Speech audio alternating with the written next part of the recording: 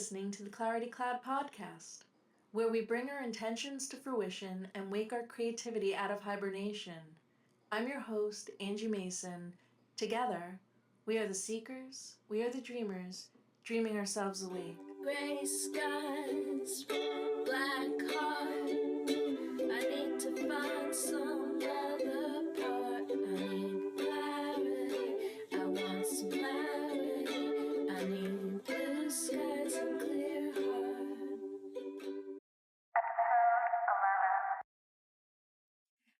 Hello. It's Angie Mason, your host of the Clarity Cloud podcast. I'm really happy you're here. I know it's been a while, but I'm happy to be back and get into episode 11 with you.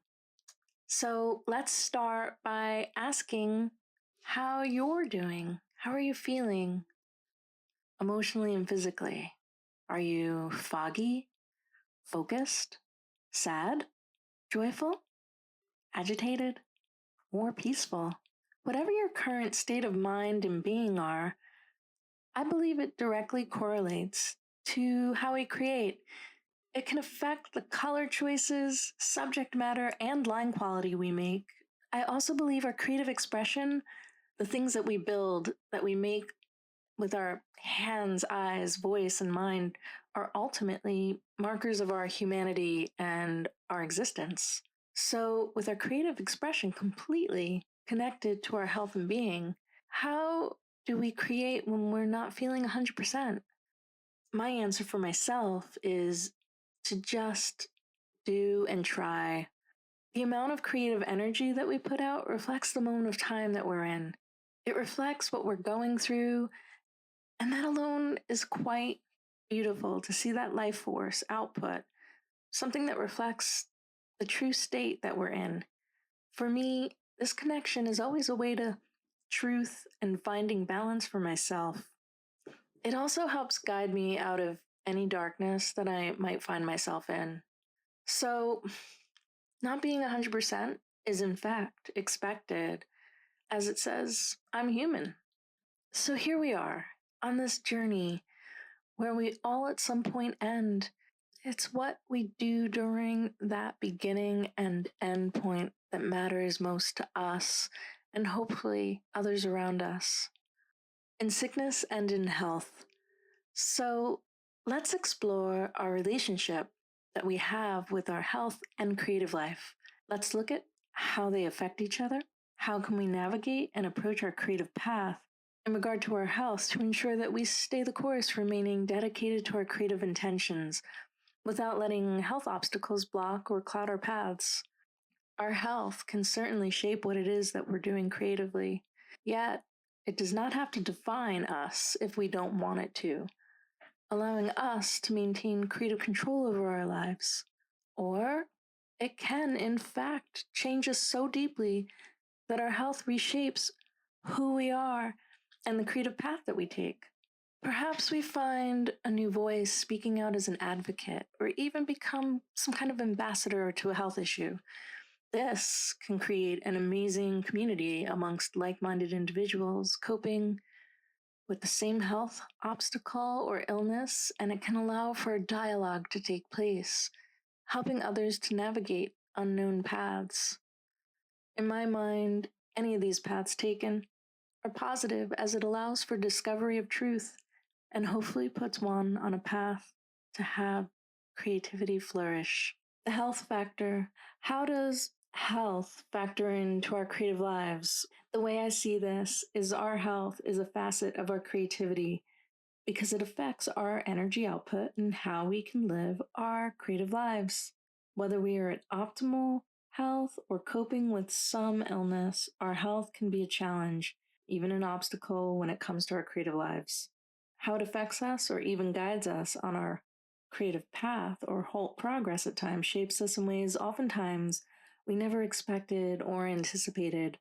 Before practicing being more attuned or self-aware, one can glide easily through life without paying mind to our body's heart and mind. We can easily exist in a detached, distracted state, which may be more of a shock when things change and challenges arise and we're actually faced with these challenges, it is honestly a struggle to be super mindful all the time, but one can certainly try. Approaching my health from a pragmatic viewpoint, seeing life as a cycle helps me in understanding and acceptance of changes that we face and to shift accordingly to nurture and maintain creative growth. So, navigating life in a more aware state can definitely help one's cause as we face the challenge of whatever illness or new health obstacle comes into our lives directly onto us or even loved ones around us. How do we navigate this health landscape of life and ultimately death?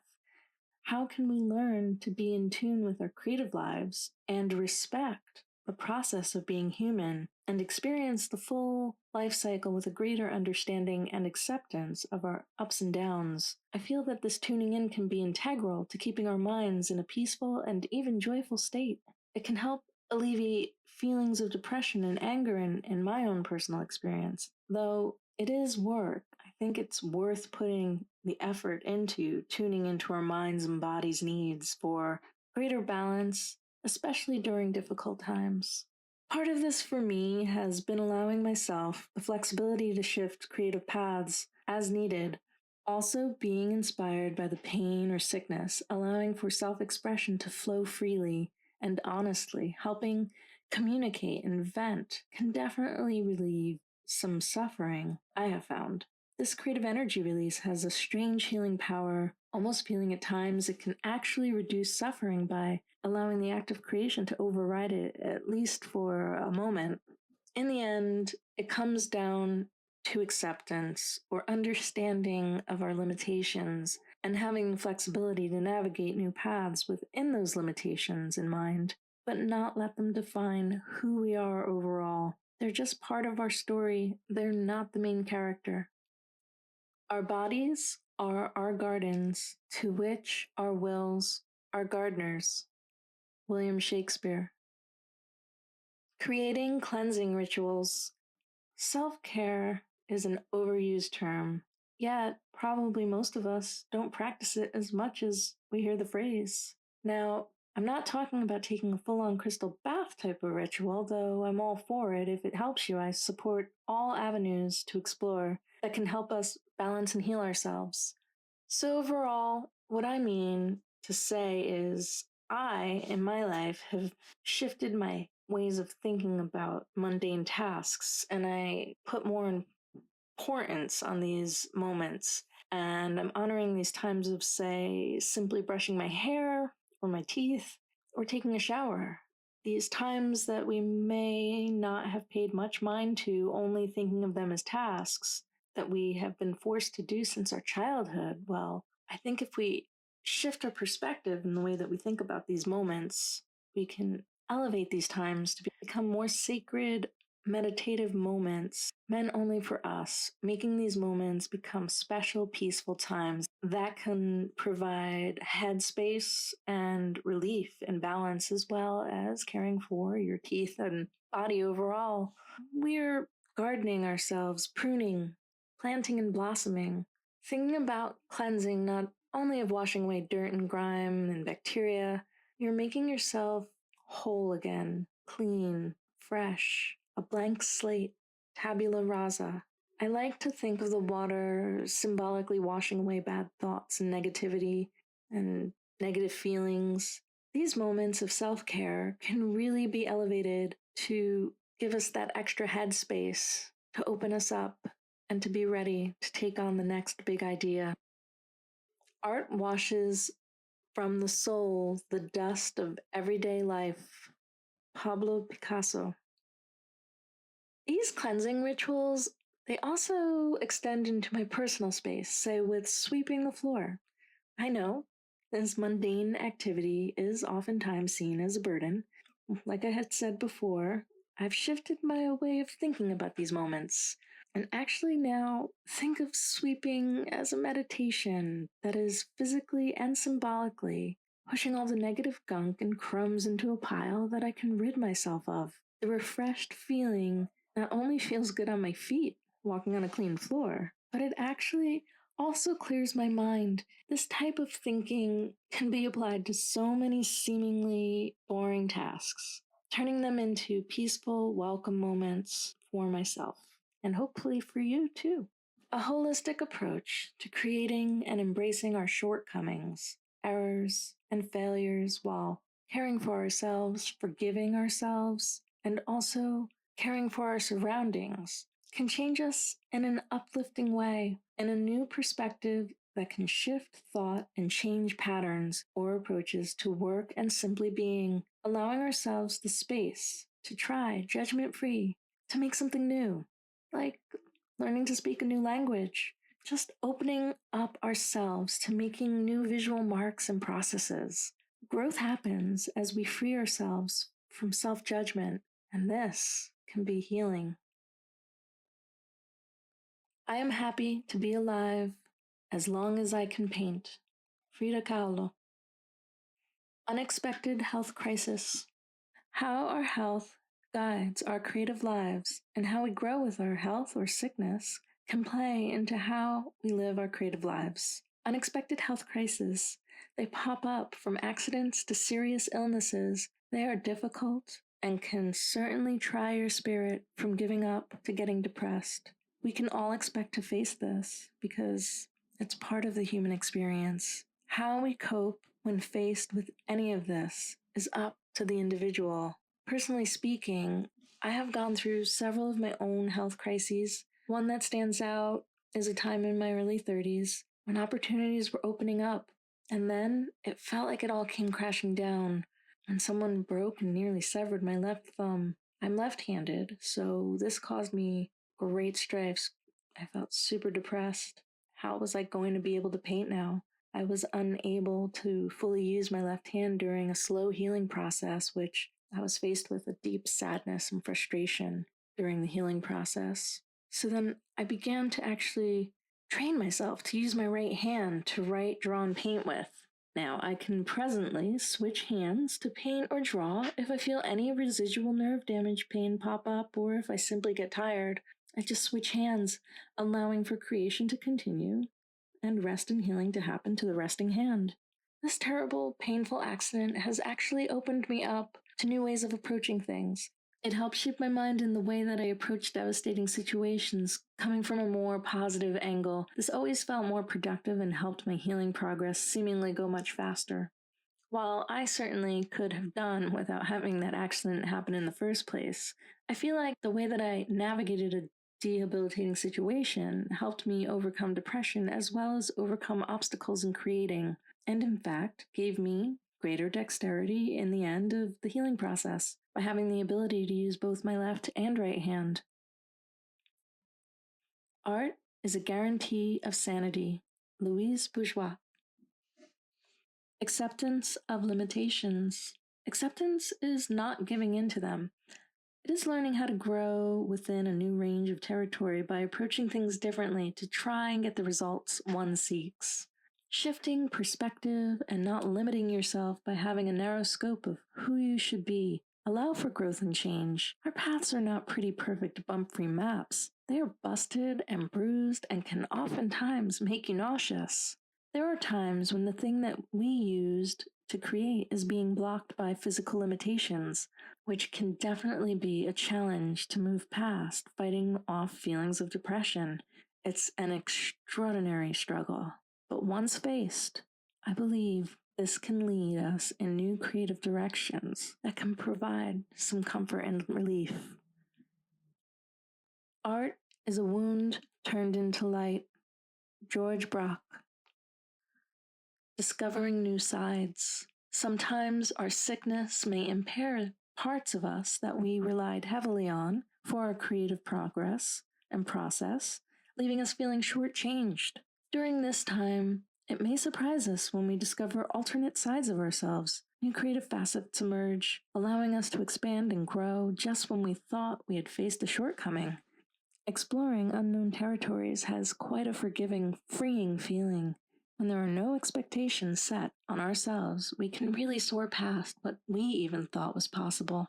For me, the way I see as humans and art making, it really is an expression of life and what it is to be human. Our creations, either visual or verbal or otherwise, are, in my opinion, markers of our existence and humanity. They communicate our experience of simply being alive in all its varied states, from joyful, dark, odd, magical, and horrific, painful, sad, and beautiful, all aspects of humanity explored during our lowest points and highest points and everything in between. We shouldn't hold such high standards for ourselves, meaning we oftentimes hurt our progress by limiting ourselves with high standards of what we once were and what we had accomplished. When we are faced with any health issues that can limit our abilities, we shouldn't get caught up in comparing our old selves to our current state that may be seen as somehow lesser. We are simply just growing and shifting and always changing. Nothing ever stays the same. We should let go and allow for these shifts to happen with more grace and ease. Let the lines get crooked. Smear your paint. Heck, change your medium. Life is changing all the time. Why get stuck in the same pattern? Why let yourself get held back with self-expectation and self-judgment? Go easy on yourself. Shift and switch. And when I say this, I'm talking to myself and to you and whoever hears this and it speaks to them as well. Shift and switch. Science-backed evidence, art saves lives. Our creative endeavors can be a form of medicine, which is now backed by science. Art is being embraced as a form of therapeutic healing, having real, positive, measured effects within the brain and body. Art as medicine. Us artists knew this bit of magic all along now, didn't we? By using our creative energy as a form of medicine, it can in fact help us heal in very real ways. If you visit the show site at claritycloud.blogspot.com, I have gathered a bunch of really cool article links included in this episode show notes post. In short here, I will sum it up by simply saying modern medicine is starting to really recognize and encourage creative art practice as a form of therapy in reducing anxiety, and in some instances even prescribing it. Looking at art is good for you even. Just being in awe of beauty, nature, art. This can help us live longer and feel happier. This recognition from the medical community really feels like it's making the healing process more integrated and whole by recognizing the full scope of what it means to be human. Once again, a handful of articles diving deeper into this topic will be posted over on this episode's show notes on my blog, claritycloud.blogspot.com.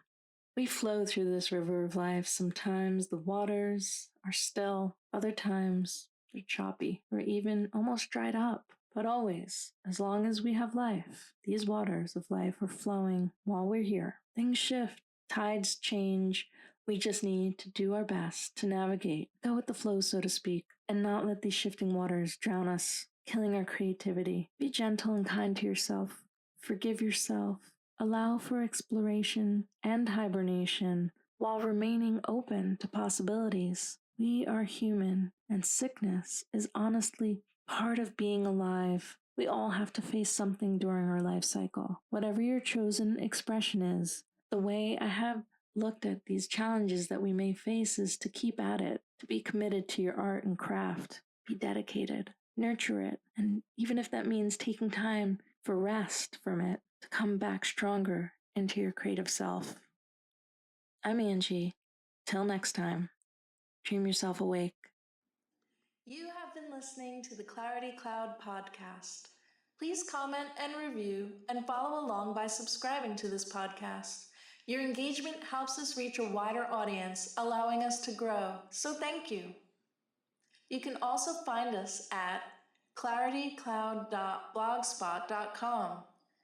This is where we will be posting show notes as well as links to our podcasts and other fun treats. You can also reach me on Twitter. Tweet me at Angie Mason Art. I'm your host, Angie Mason. Thanks for your attention and hearts. Keep doing, keep being, and dream yourself awake. See you next time. Gray skies, black